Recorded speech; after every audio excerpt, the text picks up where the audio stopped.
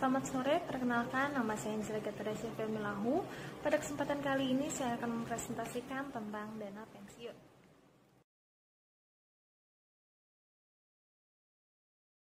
Pengertian dana pensiun. Dana pensiun adalah hak seseorang untuk memperoleh penghasilan setelah bekerja sekian tahun dan sudah memasuki usia pensiun atau ada beberapa penyebab lain dengan perjanjian yang telah ditetapkan. Penghasilan ini biasanya berupa uang yang dapat diambil setiap bulannya atau diambil sekaligus pada saat seseorang memasuki masa pensiun. Hal ini tergantung dari kebijakan yang terdapat dalam suatu perusahaan. Definisi dana pensiun menurut Undang-Undang Nomor 11 Tahun 1992 adalah badan hukum yang mengelola dan menjalankan program yang menjanjikan manfaat pensiun. Berdasarkan definisi di atas, dana pensiun merupakan lembaga atau badan hukum yang mengelola program pensiun yang dimaksudkan untuk memberikan kesejahteraan kepada karyawan suatu perusahaan terutama yang telah pensiun. Tujuan dana pensiun. Pertama, dari sisi pemberi kerja. Dana pensiun sebagai usaha untuk menarik atau mempertahankan karyawan perusahaan yang memiliki potensi, cerdas, terampil, serta produktif yang diharapkan dapat meningkatkan atau mengembangkan perusahaan, di samping tanggung jawab moral dan sosial pemberi kerja kepada karyawan serta keluarganya pada saat karyawan tidak lagi mampu bekerja atau pensiun atau bahkan meninggal. Yang kedua, dari sisi karyawan. Dana pensiun adalah untuk memberi rasa aman terhadap masa yang akan datang dalam arti tetap mempunyai penghasilan pada saat memasuki masa pensiun. Yang ketiga, dari sisi pemerintah. Dengan adanya dana pensiun bagi karyawan akan mengurangi kerawanan sosial.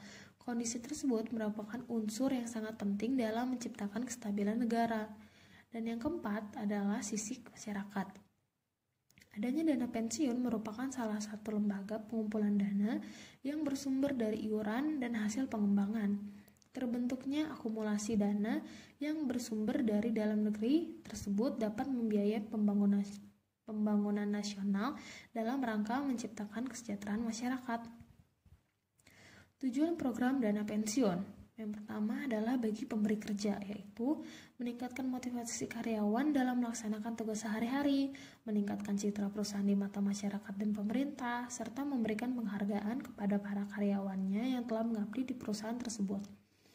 Yang kedua, bagi karyawan, yaitu kepastian memperoleh penghasilan di masa yang akan datang sesudah masa pensiun, memberikan rasa aman dan dapat meningkatkan motivasi untuk bekerja, serta agar tetap memiliki penghasilan pada saat mencapai usia pensiun. Jenis-jenis dana pensiun. Yang pertama adalah pensiun normal. Pensiun yang diberikan untuk karyawan yang usianya telah mencapai masa pensiun yang telah ditetapkan perusahaan. Untuk wilayah Indonesia sendiri, rata-rata seseorang memasuki masa pensiun pada usia ke-55 tahun dan 60 tahun pada profesi tertentu. Yang kedua adalah pensiun dipercepat. Ketentuan yang mengizinkan peserta pensiun untuk mempercepat pensiunnya karena satu hal. Salah satu persyaratan untuk mengajukan pensiun dipercepat adalah mendapatkan persetujuan dari pemberi kerja. Hal ini dilakukan bila perusahaan menginginkan pengurangan karyawan di dalam perusahaannya. Yang ketiga adalah pensiun ditunda. Seorang karyawan meminta pensiun sendiri, namun umurnya belum memenuhi untuk pensiun sehingga karyawan tersebut keluar, namun dana pensiun miliknya di perusahaan tempat dia bekerja baru akan keluar pada masa umur karyawan ini telah memasuki masa pensiun.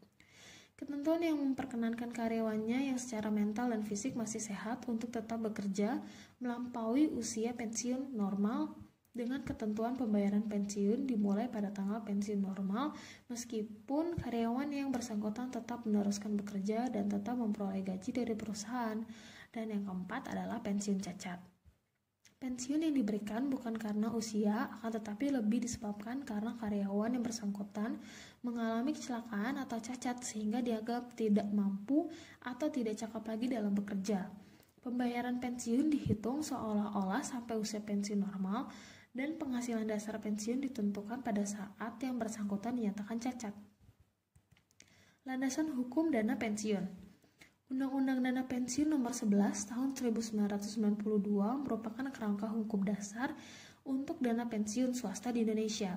Undang-undang ini didasarkan pada prinsip kebebasan untuk memberikan janji dan kewajiban untuk menepatinya, yaitu walaupun pembentukan program pensiun bersikap sukarela, hak penerima manfaat harus tetap dijamin. Tujuan utama diajukannya undang-undang pensiun adalah untuk menetapkan hak peserta, menyediakan standar peraturan yang dapat menjamin diterimanya manfaat-manfaat pensiun pada waktunya.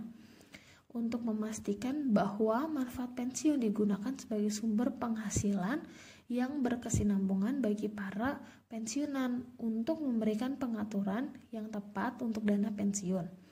Mendorong mobilisasi tabungan dalam bentuk dana pensiun jangka panjang dan untuk memastikan bahwa dana tersebut tidak ditahan dan digunakan oleh pengusaha untuk investasi-investasi yang mungkin beresiko atau tidak sehat, tetapi akan mengalir ke pasar-pasar keuangan dan tunduk pada persyaratan tentang penanggulangan risiko. Peraturan dana pensiun. Yang pertama, dana pensiun. Untuk menghitung besarnya pensiun, maka gaji yang berhak diterima oleh karyawan peserta setiap bulan ditetapkan sebagai penghasilan dasar pensiun. Yang kedua adalah besarnya manfaat pensiun. Manfaat pensiun karyawan sebulan adalah sebanyak-banyaknya 75% dan sekurang-kurangnya adalah 30% dari penghasilan dasar pensiun. Besarnya manfaat pensiun janda atau duda adalah 50% dari pensiun peserta. Besarnya manfaat pensiun anak yatim atau piatu sebulan adalah 100% dari besarnya pensiun janda atau duda. Dan yang ketiga ialah iuran pensiun. Setiap karyawan peserta wajib mengiur 5% dari penghasilan dasar pensiun setiap bulannya.